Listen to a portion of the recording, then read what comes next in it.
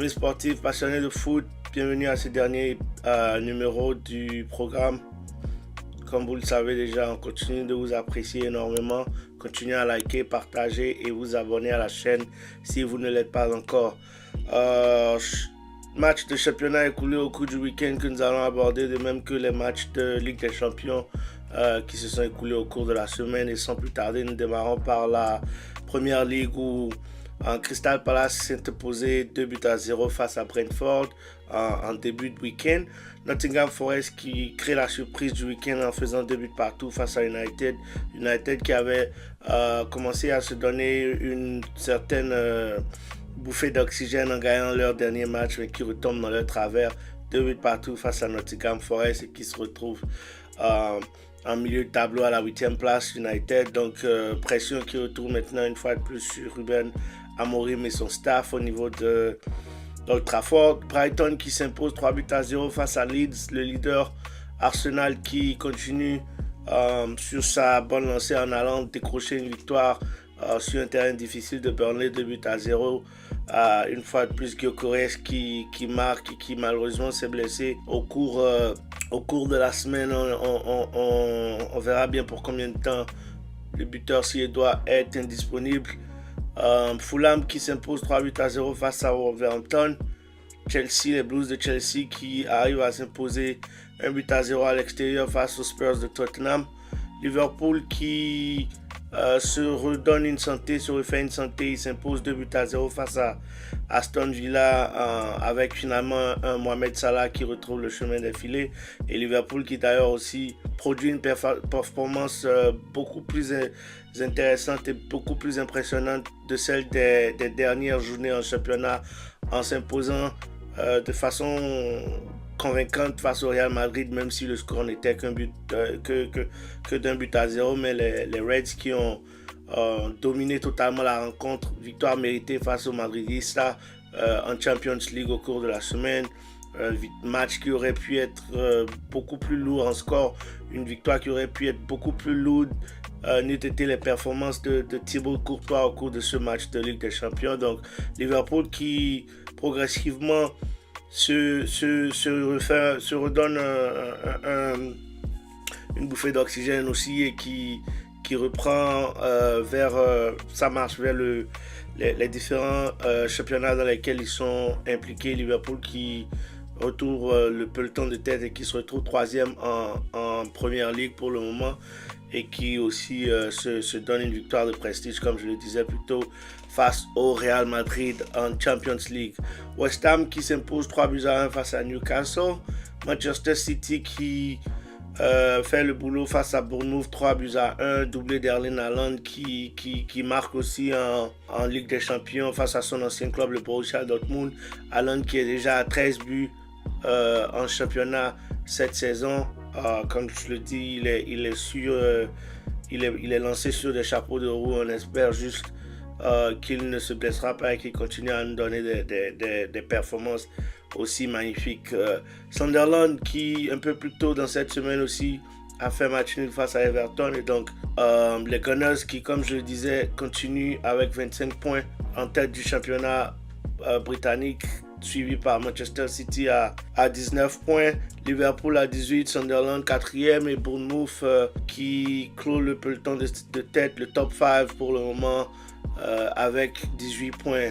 Et comme je le disais au cours des épisodes précédents, je pense que Arsenal est l'ultime favori pour ce championnat, et on espère que la blessure de Gyökeres n'est vraiment pas significative et qu'il ne manquera pas beaucoup de matchs, et tant qu'ils continueront à s'assurer les victoires sur les matchs qu'ils sont supposés gagner, je pense que ce championnat il est à eux, et rien qu'à eux à le rendre à une autre équipe, même si nous sommes encore bien évidemment en début de saison. Alors nous allons maintenant aller vers le championnat de France, la Ligue 1, avec l'Ogre parisien toujours en tête du championnat, qui a pu s'imposer 1-0 en début de week-end dernier face à l'OGC Nice, but de Gonzalo Ramos. Le Paris FC qui s'est imposé en toute grosse surprise face à l'AS Monaco, qui fait la mauvaise opération de la soirée. Retour de Paul Pogba toujours attendu au niveau de Monaco. L'Olympique de Marseille qui s'impose 1-0 face à Auxerre. Les Parisiens qui ont aussi perdu 2-1 en Champions League face au Bayern Munich dans l'un des plus gros matchs de la journée de Ligue des Champions. Et malheureusement, Achraf Hakimi qui se blesse sur un tacle assassin de Luis Diaz, qui n'avait pas lieu d'être, et Luis Diaz qui se prend un carton rouge, et les Parisiens qui malheureusement n'arriveront pas à revenir à hauteur du Bayern au cours de ce match de Champions League. Donc ce serait intéressant de voir la dynamique de ce PSG sans l'un de leurs leaders, Achraf Hakimi, qui sera en mesure d'occuper cet axe 3 du PSG, que ce soit sur les phases défensives comme sur les phases offensives où Hakimi apporte énormément à cette équipe de Paris. Rennes qui s'impose 4-1 face à Strasbourg, les Lensois qui s'imposent face à Lorient dans ce derby du nord de France 3-0. Nantes qui perd face à Metz 0-2. Toulouse qui fait match nul face au Havre. Lille qui s'impose 1-0 face à Angers. Et les Lyonnais, l'Olympique Lyonnais qui fait un match nul face au stade brestois. Les Parisiens qui continuent, comme je le disais, d'être tête de ce championnat à 24 points, suivi du rival, l'Olympique de Marseille qui a 22 points. Le RC Lens, surprise de ce début de saison, qui se retrouve à 22 points aussi. Et le LOSC, Lille et Monaco, 4e et 5e avec 20 points. Alors nous allons maintenant partir vers l'Espagne et la Liga, où le Real Madrid, après le Classico, avait pu confirmer avec une très belle victoire face au FC Valence 4-0 avant de, comme je vous le disais un peu plus tôt, se prendre une raclée. Bon, pas une raclée en termes de dominance et de physicalité, mais pas en termes de score, face à Liverpool en allant perdre 1-0 à Anfield Road.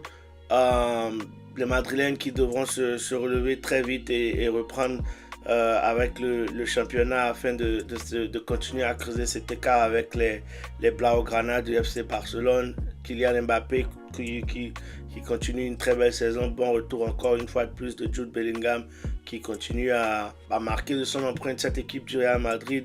On le sent complètement libéré de cette blessure à l'épaule. Vinicius Junior qui continue d'avoir des prestations en dents de scie ici et là, et on espère qu'il pourra retrouver son rythme de croisière. Kylian qui en est déjà à 13 buts au cours de ce début de saison, et donc tout comme Erling Haaland, on espère qu'il continuera sur cette lancée et qu'il ne se blessera pas. Alvaro Carreras qui ma foi, avec une très belle patate, un très beau but au cours de ce week-end, qui continue de s'affirmer comme l'un des meilleurs latéraux en Espagne et même au monde à mon avis, et qui s'affirme comme l'une des plus belles recrues de ce Real Madrid en ce début de saison. L'Atlético Madrid aussi, le voisin madrilène, les Colchoneros, qui s'impose 2-0 face au Betis Séville. Le Retafe qui s'impose 2-1 face à Gérone.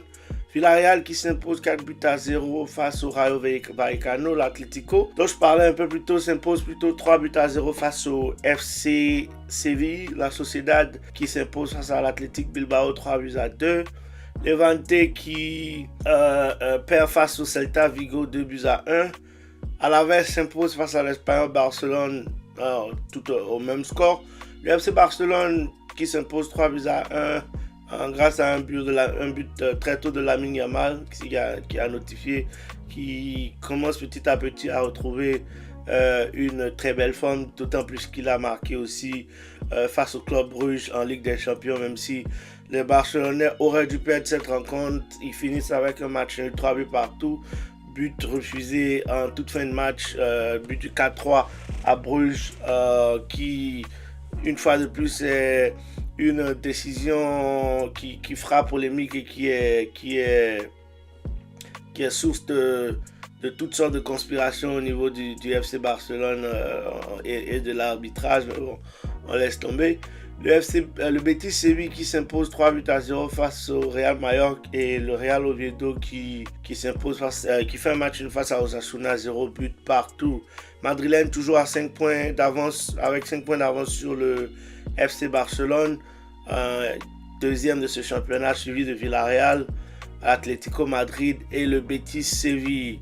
Et donc maintenant nous allons partir vers l'Italie avec la Serie A où les Napolitains sont toujours en tête de ce championnat, avec Naples qui au cours de cette journée a fait un match nul avec le Calciopoli, l'Udinese qui s'impose face à l'Atalanta Bergame, la Juventus de Turin qui s'impose 2-1 face à Cremonense, l'Inter Milan qui s'impose aussi face au Hellas Vérone et qui continue de talonner le Napoli. Pizze qui fait un match de 2 buts partout face au Torino.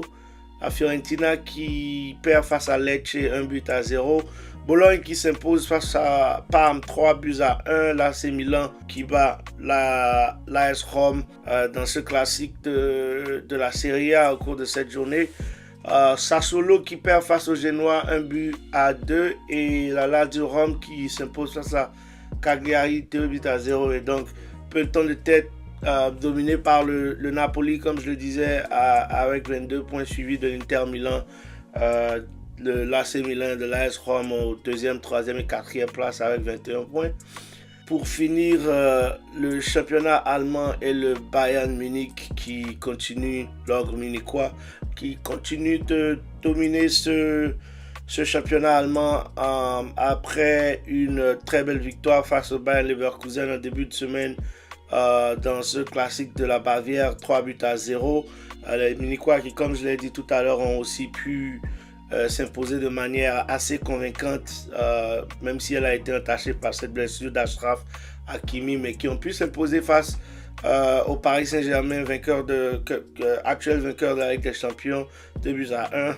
Et donc les Bavarois qui s'imposent en Allemagne, Leipzig qui fait de même face au VfL Stuttgart, le Borussia Dortmund qui a pu s'imposer un peu plus tôt aussi en début de week-end face à Augsbourg, le Borussia Mönchengladbach 4-0 face à Saint-Pauli, le Werder Bremen qui fait match nul face à Mainz, Fribourg 0 but partout aussi, Cologne qui s'impose face à Hambourg et Hoffenheim qui s'impose face à Wolfsburg. Et donc les Munichois toujours en tête de ce championnat allemand avec 27 points, suivi de Leipzig 22, Borussia Dortmund 20, Stuttgart 18 et le Bayern Leverkusen à 17 avec bien évidemment Harry Kane qui a déjà 12 buts et Luis Diaz qui malgré ce tacle assassin, comme je le disais, qui n'aurait pas dû avoir lieu d'être, se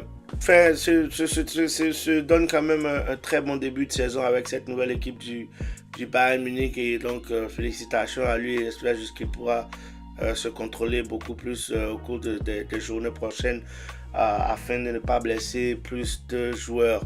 Voilà un peu ce que j'ai pour vous au cours de cet épisode et donc merci une fois de plus de continuer à supporter le programme.